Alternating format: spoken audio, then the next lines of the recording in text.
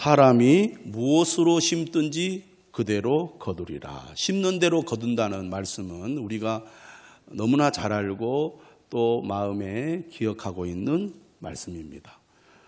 심는 대로 거둔다는 이 법칙은 자연의 원리이면서 하나님의 법칙입니다. 저는 이곳에 예배당을 짓고 늘 이곳에 늘 이렇게 있으면서 예배당 뒤편에 있는 논을 항상 봅니다. 그래서 봄, 여름, 가을, 겨울에 변화를 눈으로 목격하는데 여러분들도 아마 예배당에 오셔서 자주 보셨을 것입니다. 저는 어렸을 때 논농사 경험이 없기 때문에 어떻게 논농사를 짓는지 솔직히 자세하게 잘 알지는 못합니다. 물론 모도 심어봤고 벼도 베본 경험이 자라면서 있었지만 직접 농사를 짓지 않았기 때문에 어떻게 이렇게 변화가 일어나는지를 눈으로 직접 자세하게 목격해 본 경험이 없는데 이곳에 와서 아주 실컷 보고 있습니다. 트랙터가 와가지고 논을 다 갈고 물을 이렇게 집어넣고 모를 심고 그 모가 점점 자라서 벼가 되고 이삭이 나와서 결국 누렇게 익는 이 과정을 매년 보고 있습니다. 6월 정도 되면은 모를 심더라고요, 이곳은. 그리고 10월 초순에 벼를 뵭니다. 그러니까 지금 오늘 10월 3일이니까 곧 있으면 벼를 베기 시작할 것입니다. 심으면 거두는 거죠. 무엇을 심든지 그대로 거둡니다. 모를 심으니까 벼를 거두게 되는 거죠. 또 우리 예배당 주변에는 과수원들이 많이 있습니다. 주로 이제 배를 재배하는 과수원이 많이 있고 또 복숭아를 재배하는 곳도 있죠. 농부들이 정말 열심히 가꾸어 줍니다. 예를 들면 수확을 다 거두고 난 다음에도 할 일들이 있더라고요. 겨울에도 할 일이 있고 또 이른 봄에도 할 일이 있고 그리고 계속 틈틈이 이 약도하고 가꾸어주는 과정을 통해서 때가 되면 이제 열매가 나오기 시작하고 주로 배나 복숭아는 이렇게 종이로 싸줘야 되잖아요. 또 싸주어야 되고 또 잘 관리해야 결국 이제 좋은 과일을 수확하게 되는데 농부들이 정말 부지런하게 때에 맞게 일하는 모습들을 보면서 느끼는 바가 참 많습니다. 또 여러분들이 예배당에 들어오면서 주차장 왼쪽에 밭을 보았을 것입니다. 500평 정도 되는 밭인데요. 이 밭은 80대 중반의 할머니가 혼자 농사를 짓습니다. 제가 처음에 왔을 때도 80대였는데 지금도 80대니까 80대 중반이 넘으셨을 것 같아요. 제대로 걷기도 쉽지 않고 허리는 많이 굽어서 힘이 없는데 한번 와서 일을 하기 시작하면 몇 시간 동안 일을 해요. 걱정이 되는 거죠. 혹시 저러다가 쓰러지지 않으실까 하는 걱정이 될 때가 많은데 그래도 얼마나 일을 열심히 하는지 모릅니다. 그렇게 더운 날에도 열심히 일을 하는데 여러분 나가서 보시면 알겠지만 밭이 농작물로 가득 차 있습니다. 이게 혼자 하는 일이거든요. 젊은 나이도 아니고 80대 중반에 노인이 열심히 혼자 일을 해가지고 수확을 거두는 것을 제가 늘 보고 있습니다. 심는 대로 거두는 것, 우리가 농사를 짓는 것을 볼 때 가장 절실하게 경험하는 것입니다. 여러분 지금 우리나라가 코로나로 어려움을 많이 겪고 있고 전 세계가 코로나로 어려움을 겪고 있습니다. 많은 사람들이 힘들다, 어렵다 그렇게 얘기를 하는데 우리나라 수출 실적을 보니까 지난달인가 역대 최고로 수출액이 이렇게 나왔다고 발표가 한 것을 보았습니다. 하루에 3조 원어치를 팔았어요. 하루에. 별로 놀라지도 않으시군요. 우리가 사업을 한다는 건 정말 어려운 일이고 또 적은 사업들을 해보신 경험들이 있는 분들은 잘 아시겠지만 얼마나 힘든 일입니까? 그런데 힘들고 어려워 다 안 된다고 해도 그럼에도 불구하고 열심히 최선을 다해 심는 이 기업들이 최고 실적, 역대 사상 최고 실적의 수출을 거두는 것을 보면 심는 대로 거두는 이 원리는 우리의 삶 전반에 적용이 되는 매우 기본적인 삶의 원리라는 것을 알 수가 있습니다. 오늘 성경 우리에게 말합니다. 뭐라고 얘기합니까? 스스로 속이지 말라. 하나님은 업신여김을 받지 아니하시나니 사람이 무엇으로 심든지 그대로 거두리라. 스스로 속이지 말라. 자기 기만이라고 말하죠. 다시 말하면 어리석은 사람이 되지 말라는 겁니다.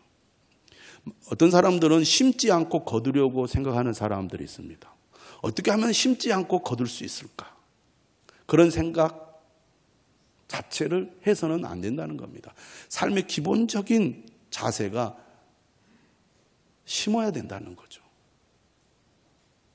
저는 요즘 젊은 사람들이 헬조선 얘기하면서 어떻게 하면 짧게 돈을 많이 벌어가지고 오랫동안 즐겁게 놀면서 살까, 그런 생각을 하는 젊은 사람들이 참 많은 것 같습니다.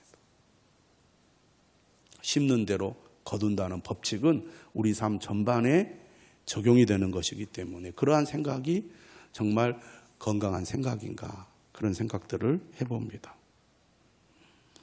하나님은 업신여김을 받지 않으신다. 하나님은 모욕을 받지 않으신다는 겁니다. 여러분, 우리가 예수 그리스도를 믿기 때문에 하나님께서 알아서 해주신다, 이런 생각을 하고 있다면 이것은 하나님을 업신여기는 행위입니다. 하나님을 모욕하는 행위죠. 믿기 때문에 아무것도 안 해도 된다? 결코 그렇지 않습니다. 심는 대로 거두는 원리는 우리의 영적인 삶에도 적용이 된다는 것입니다. 믿음과 삶은 긴밀한 관계가 있습니다. 예수 그리스도를 믿는 믿음으로 우리는 구원을 받습니다. 하나님의 자녀가 됩니다. 영원한 생명을 얻습니다. 어느 누구도 자신의 행위로 하나님 앞에 의롭다함을 받을 사람이 없습니다. 오직 예수 그리스도만이 우리를 구원에 이르게 하는 유일한 길입니다. 이러한 믿음을 우리가 귀하게 여기고 절대로 이 믿음을 우리가 버려서는 안 되겠습니다. 하지만 이 믿음을 오해해서 우리는 믿기 때문에 아무것도 안 해도 된다? 결코 그렇지 않다는 것입니다. 믿음은 삶으로 나타나게 되어 있고 우리의 영적인 삶은 반드시 열매로 드러나게 되어 있다는 것입니다. 8절은 우리에게 얘기합니다. 자기의 육체를 위하여 심는 자는 육체로부터 썩어질 것을 거두고 성령을 위하여 심는 자는 성령으로부터 영생을 거두리라. 기본적으로 심는 대로 거두는 법칙은 우리에게 무엇을 가르칩니까? 열심히 살아야 한다는 겁니다. 열심히 심어야 한다는 것이죠. 우리가 일상생활 속에서도 열심히 심어야 하고 우리가 영적인 삶에 있어서도 열심히 심는 것이 중요하다는 겁니다. 그게 첫 번째 교훈이죠. 그런데 오늘 8절은 우리에게 뭘 가르쳐주고 있습니까? 열심히 심는 것보다 더 중요한 것이 있는데 그것은 무엇을 심느냐입니다. 무엇을 심느냐. 자기의 육체를 위하여 심는 자는 육체로부터 썩어질 것을 거둔다고 말합니다. 썩어질 것을 거둔다는 것은 헛된 것을 거둔다는 것이고 남는 것이 없다는 것을 말합니다. 우리가 농사를 지어보면 항상 좋은 결과를 얻는 것은 아닙니다. 실패할 때가 있어요. 다 망칠 때가 있습니다. 오히려 손해볼 때가 있는 거죠. 그런 것처럼 자기의 육체를 위하여 심는 자는 육체로부터 썩어질 것을 거둔다는 거예요. 어리석은 행동이죠.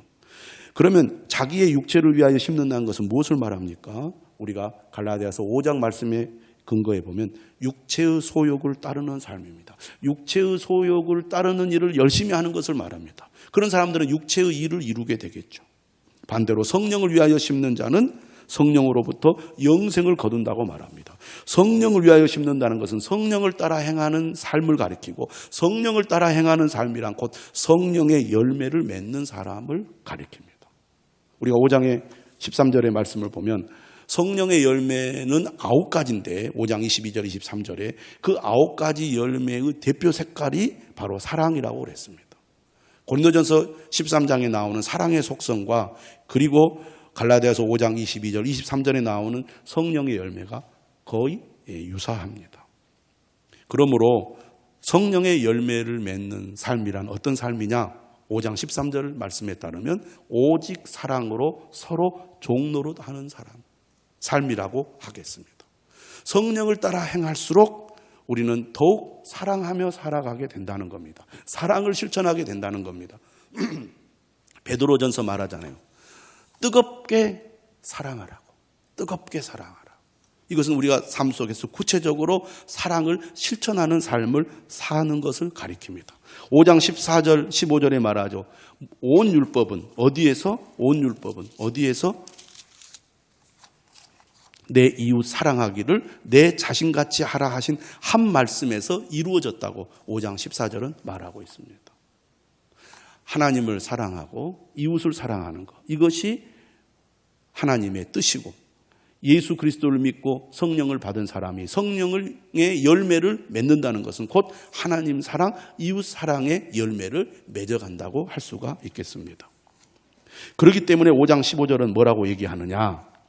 만일 서로 물고 먹으면 피차 멸망할까 조심하라. 갈라디아 교회는 복음의 진리를 따르는 사람과 반대로 다른 복음을 따르는 사람들 사이에 갈등으로 인해서 공동체가 매우 위험한 상태에 빠졌습니다.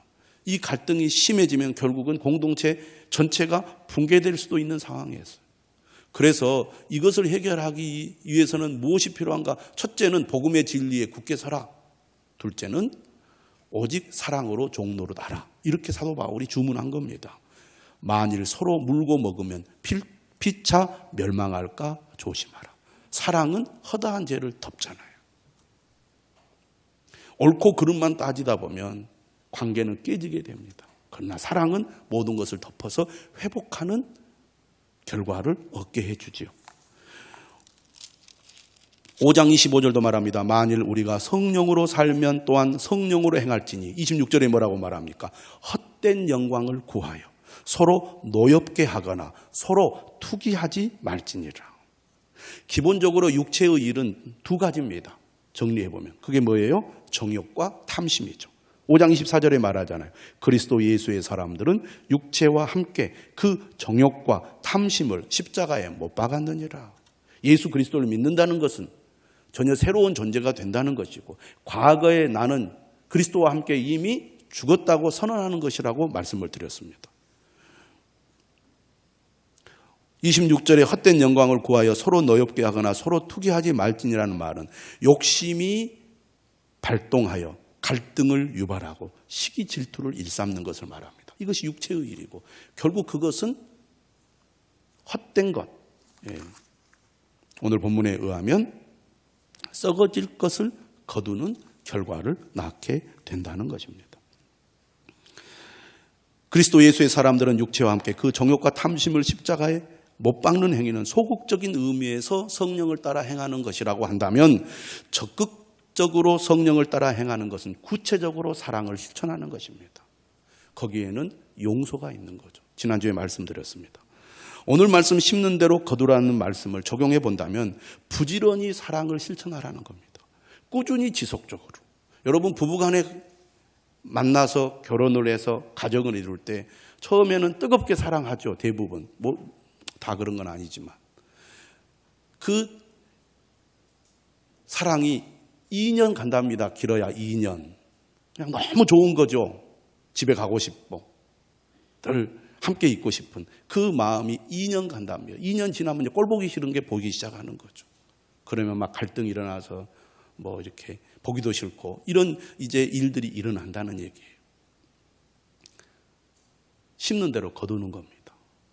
가정에서 부부간의 사랑도 구체적으로 우리가 지속적으로 사랑을 의지적으로 실천해야 좋은 관계를 계속 유지할 수 있습니다. 저절로 잘 되는 것은 없다 그 말입니다. 영적인 삶에도 마찬가지입니다. 그런데 우리가 어떻게 부지런히 사랑을 실천하고 꾸준히 지속적으로 사랑을 실천할 수 있을까요? 우리 믿는 사람들에게는 성령님이 계십니다. 할렐루야. 성령님은 우리에게 능력을 주세요. 어떤 능력을 주십니까? 지치지 않게 해주시고 열정이 사그라지지 않게 해주십니다. 그래서 우리가 늘 하나님의 은혜를 구하는 겁니다. 성령이 우리 안에 계셔서 우리에게 힘과 능력을 주시면 성령을 따라 행하는 구체적인 사랑의 실천을 계속해서 할 수 있도록 도와주신다는 것입니다. 9절에 이렇게 말합니다. 우리가 선을 행하되 낙심하지 말지니 포기하지 아니하면 때가 이름에 거두리라. 심고 거두는 과정에는 어려움이 있습니다. 여러분 농사를 지면 그냥 저절로 수확을 거둡니까? 가뭄도 만나고요. 태풍도 만나고 병충해도 만나서 어려움을 겪습니다. 여러 사람들이 그럽니다. 올해 농사 다 망쳤다고. 그런데 실제로는 다 망친 게 아니에요. 수확할 때 보면 그래도 거둔 게 있더라고요. 잘 될 때보다는 절반밖에 못 거둘 수도 있고 어떤 경우는 3분의 1만 거둘 수도 있는데 농부들이 다 망했다고 해도 절대 포기하지 않습니다. 과수농장을 하는 분들 얘기 들어보면 올해 냉해가 들어가지고 다 죽었다고 그래서 하나도 못 거두셨어요. 그러면 아니요, 또 거뒀더라고요. 포기하지 않고 남은 것이라도 어떻게 해서든지 수확을 거두려고 애를 쓰니까 5분의 1도 거두고 3분의 1도 거두더라 그 말입니다. 우리가 사랑을 실천할 때 때로는 실망스러울 때도 있고 때로는 우리가 그것 때문에 마음이 아프고 속상할 때도 있습니다. 그러나 주님의 능력을 힘입어 낙심하지 않고 포기하지 않으면 때가 이룰 때 거두게 된다는 것입니다. 사랑하는 성도 여러분, 우리 모두 주님의 말씀을 따라 구체적으로 사랑을 실천하는 저와 여러분들이 되시기를 주님의 이름으로 축원합니다. 오늘 본문은 구체적인 사랑의 실천의 예를 두 가지 소개하고 있습니다. 오늘 본문 심고 거두는 원리에 대한 말씀이 7절, 8절에 있습니다. 그리고 시작하는 6절과 10절에 구체적인 사랑 실천의 적용이 나와 있는데 첫 번째가 6절입니다. 한번 같이 읽어볼까요? 시작. 가르침을 받는 자는 말씀을 가르치는 자와 모든 좋은 것을 함께하라. 가르침을 받는 자는 말씀을 가르치는 자와 모든 좋은 것을 함께하라. 믿음은 인격적 관계를 통해서 전달이 됩니다. 여러분 교회를 다니는데 가장 기본적으로 목회자가 마음에 안 들어 100% 은혜를 못 받습니다. 목회자와 사이가 멀어지면 은혜에서 멀어지게 돼 있어요. 100%입니다. 누구를 위해서 우리가 목회자와 좋은 관계를 갖도록 힘을 써야 됩니까? 나 자신을 위해서입니다. 사도 바울은 이 사실을 잘 알았어요. 여러분 우리가 누군가에게 복음을 전할 때 어떤 사람이 복음을 받아들이고 주님 앞에 나오려면 그 사람과 인격적 관계가 형성이 되어야 돼요. 물론 우리가 길 가다가 예수 믿으세요 하고 전도지를 줘서 그 사람이 갑자기 성령이 임하여 주님 앞에 나올 수도 있지만 대체적으로 믿음이 형성이 되고 교회에 나와서 신앙의 뿌리를 내리려면 전도하는 사람과 전도를 받은 사람과의 인격적 신뢰의 관계가 형성이 되어야 한다 그 말입니다. 그게 안 되면 왔다가도 나가버려요. 전도한 사람이 잘 못해가지고 교회에 나갔다가 그만두는 케이스들이 얼마나 많습니까? 그래서 기본적으로 그리스도인들의 마음에는 뭐가 있어야 돼요? 사랑이 있어야 돼요. 사랑은 주는 것입니다. 기쁨으로 감사함으로 하나님의 은혜를 따라 나누어주고 베풀고 사랑을 할 때 그 속에서 하나님의 역사가 일어나지 말만 가지고는 안 된다 그 말입니다. 사도 바울이 이 말을 하는 이유가 있어요. 4장 13절 이하에 보면 바울이 갈라디아 지역에 가서 복음을 전할 때 그는 육체적으로 매우 연약한 상태에 있었습니다. 흠이 있었다 그 말입니다. 구체적으로 그것이 무엇인지는 알 수 없지만 4장 13절 이하의 말씀에 비춰보면 혹시 시력에 문제가 있지 않았을까 싶어요. 정확한 것은 아니지만 여러분 지금도 사람은 다 편견을 가지고 있습니다. 뭔가 신체의 장애가 있잖아요. 그러면 사람은 어떻게 봅니까? 그 사람은 얕잡아 보게 되어 있습니다. 안 그러려고 해도 본능적으로 사람은 신체적인 결함이 있는 사람을 나보다 낮게 보게 되어 있어요. 그런데 그 사람이 복음을 전하는 사람이에요. 그 사람이 지도자예요. 쉽지 않겠죠. 바울은 무시당하기 좋은 신체적 조건을 가지고 있었습니다.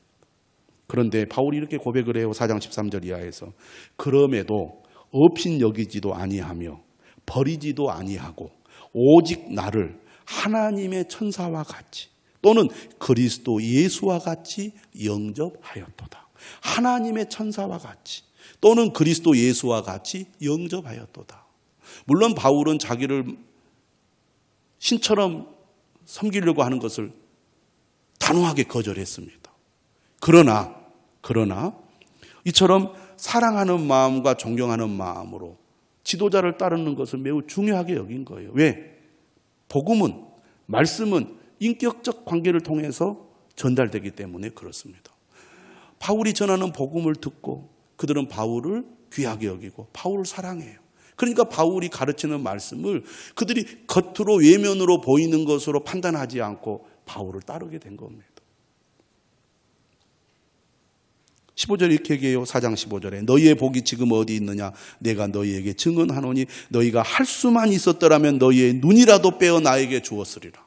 그 정도로 바울을 사랑했습니다. 그러니까 바울을 열심히 따랐고 교회를 세웠고 많은 사람들을 주께로 인도하는 그런 일들을 한 거예요. 그런데 거짓 교사들이 몰래 들어와 가지고 다른 복음을 전하면서 무슨 얘기를 합니까? 바울은 사도가 아니다. 바울이 전한 것은 믿을 것이 못 된다. 이렇게 전하니까 그들의 마음이 변해서 그렇게 바울을 사랑하고 따랐던 사람들이 바울을 원수처럼 여긴 거예요. 16절에 이렇게 얘기하잖아요. 그런즉 내가 너희에게 참된 말을 함으로 원수가 되었느냐. 관계가 틀어지면 그가 전하는 복음도 멀리하게 된다 그 말입니다. 그러니까 여러분 마귀는요 어떤 존재입니까? 교회를 분열시켜요. 성도와 성도의 관계를 분열시키고 목회자와의 성도의 관계를 분열시킵니다. 왜? 그것을 통해서 우리가 하나님의 은혜를 받지 못하게 만들 수 있기 때문입니다. 그러므로 거기에 속아서는 안 돼요. 여러분, 내가 사랑의 마음을 키우는 방법이 뭡니까? 사랑을 내가 실천하는 겁니다. 내가 사랑을 주는 거예요. 사랑을 베푸는 것입니다. 당신이 나에게 사랑해 주면 나도 사랑해 주겠다. 그래가지고 사랑이 제대로 싹 트지 않습니다. 내가 먼저 사랑을 줘야 돼요. 가정에서도 마찬가지입니다. 그렇기 때문에 사도 바울은 오늘 가르침을 받는 자는 말씀을 가르치는 자와 모든 좋은 것을 함께 하라고 말합니다. 바울은 순회 전도자였습니다. 교회를 세우고 지도자를 세우고 떠났어요. 그러면 지도자들은 남아 있습니다. 복음의 진리를 가르친 그 지도자들을 잘 섬기라는 얘기예요. 자발적이고 인색하지 않게 가르치는 자들의 필요를 공급하라는 겁니다. 오늘 본문 6절에 나오는 좋은 것과 10절에 나오는 착한 일은 1차적인 개념이 물질적 지원을 의미하는 개념입니다. 물론 포괄적인 의미죠. 개인적인 격려뿐만 아니라 재정적인 후원을 아끼지 말라는 것입니다. 모든 시간을 목회 사역에 헌신하고 있는 일들을 돌보아야 한다는 얘기입니다. 가르침을 받는 자는 말씀을 가르치는 자와 모든 좋은 것을 함께하라. 신앙생활, 교회생활, 믿음생활의 가장 기본이죠. 목회자와 좋은 관계를 맺도록 힘을 써라. 그렇다면 모든 좋은 것을 함께하라는 것입니다. 그리스도인들은 삶의 기쁨을 주님과 함께 나누지 않습니까? 공동체를 통해서. 태어나면 예배당에 데리고 나와서 기도를 받습니다. 때가 되면 세례를 받게 하죠. 어렸을 때부터 유치부, 유초동부, 중고동부 믿음 생활을 하게 합니다.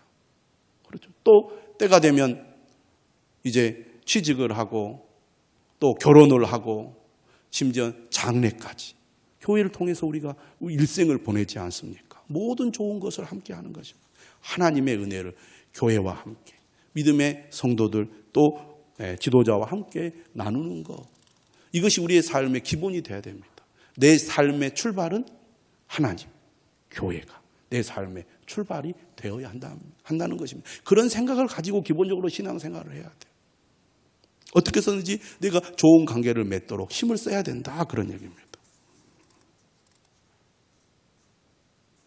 두 번째는 10절의 말씀입니다. 그러므로 우리는 기회 있는 대로 모든 이에게 착한 일을 하되 더욱 믿음의 가정들에게 할지니라. 모든 이에게. 기회 있는 대로라는 말은 뒤로 미루지 말라는 것입니다. 나중에 여유 있으면 그때 하겠다 이게 아니에요. 지금이 중요합니다. 다음에는 기회가 없을 수가 있어요. 모든 이에게 당신은 이 공동체의 규모가 크지 않았습니다. 그래서 마을에서 어떤 사람이 무엇을 하는 것을 다 아는 시대예요. 지금은 그런 시대가 아니죠. 모든 이에게 하는 말은 또 어떤 우리가 의미를 가지고 있느냐.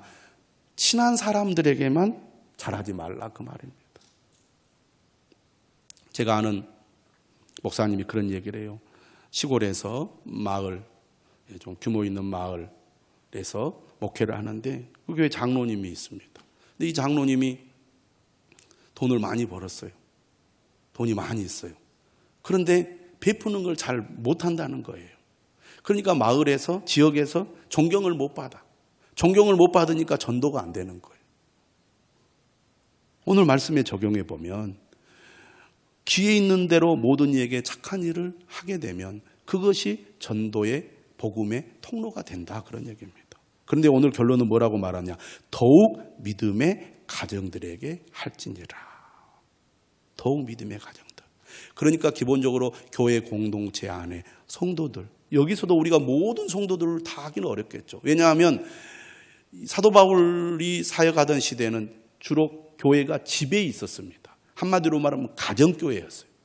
오늘처럼 이렇게 예배당에 많은 수가 함께 모이는 교회가 아니었다는 겁니다. 지금으로 말하면 셀 그룹 정도의 그런 규모, 그보다 조금 더 큰 규모가 하나의 공동체를 이루고 있었으니까 더욱 믿음의 가정들에게 착한 일을 하라고 권면을 하고 있는 겁니다. 주님 말씀하시죠. 내 보물이 있는 곳에 내 마음도 있다고. 주는 자가 받는 자보다 복이 있다고 말하지 않습니까? 그러므로 기본적으로 내 삶의 형편이 어떻든지 간에 하나님이 내게 주신 은혜를 따라서 나눠주고 베푸는 것을 즐거워해야 됩니다. 여러분 그런 삶을 살 때 훨씬 마음이 행복하고 여유가 있고 기쁨이 있습니다. 여러분 많은 것을 내가 벌어도 인색하면요 결코 행복하지 않습니다. 오히려 늘 부족하다고만 느껴요. 그런데 내가 비록 다른 사람들보다 소득이 적어도 하나님이 주신 은혜 아래서 내 주변에 있는 성도들에게 늘 나누기를 기뻐하고 베풀기를 기뻐하면 여러분 하나님께서 심는 대로 거두리라는 말씀대로 은혜 주실 줄로 믿습니다. 할렐루야. 오늘 말씀은 이렇게 얘기해요. 성령을 위하여 심는 자는 성령으로부터 영생을 거두리라. 왜 영생을 거두리라고 말했을까요? 디모데전서 5장 10절 말씀 우리가 한번 생각해 볼 필요가 있습니다. 유명한 구절이죠. 돈을 사랑함이 일만하게 뿌리가 되나니 이것을 탐내는 자들은 미혹을 받아 믿음에서 떠나 많은 근심으로써 자기를 찔렀도다. 믿음에서 떠나 많은 근심으로써 자기를 찔렀도다. 우리가 신앙생활 하다 보면 어려움을 겪을 때가 있습니다. 시험에 들 때가 있어요. 흔들릴 때가 있습니다. 그럼에도 불구하고 믿음을 굳게 가지면 우리가 그 어려움을 이겨낼 수 있어요. 그런데 그런 믿음을 어떻게 유지합니까? 바로 사랑의 실천입니다. 오늘 말씀 6절과 10절은 결국 우리가 공동체를 사랑하라는 말입니다. 공동체. 교회를 귀하게 여기라는 거죠. 이걸 직접적으로 적용하면 헌금 생활이 중요하다는 얘기입니다. 어렵고 힘들어도 물질적으로나 또 영적으로나 어렵고 힘들어도 드리는 삶을 내가 믿음으로 순종하면 그 어려움 속에서도 믿음이 넘어지지 않습니다. 결코. 왜? 내 마음을 드리는 거니까. 하나님이 우리 마음을 붙잡아 주시거든요. 그런데 그런 삶이 없는 사람은요, 세상의 유혹이라든지 삶의 어려움이 생긴다거나 또 시험에 들면요, 금방 주님으로부터 멀어지기가 쉽습니다. 교회를 사랑하는 삶이 그렇게 중요한 겁니다. 영적인 지도자와의 관계, 그리고 성도와의 좋은 관계. 그 중심에는 사랑의 실천이 있습니다. 말로만 사랑이 아니라 구체적으로 사랑을 실천하는 그런 삶을 통하여 믿음의 열매를 거두는 저와 여러분들이 되어야 하지 않겠습니까? 이 은혜가 저와 여러분들에게 넘치시기를 주님의 이름으로 축복합니다.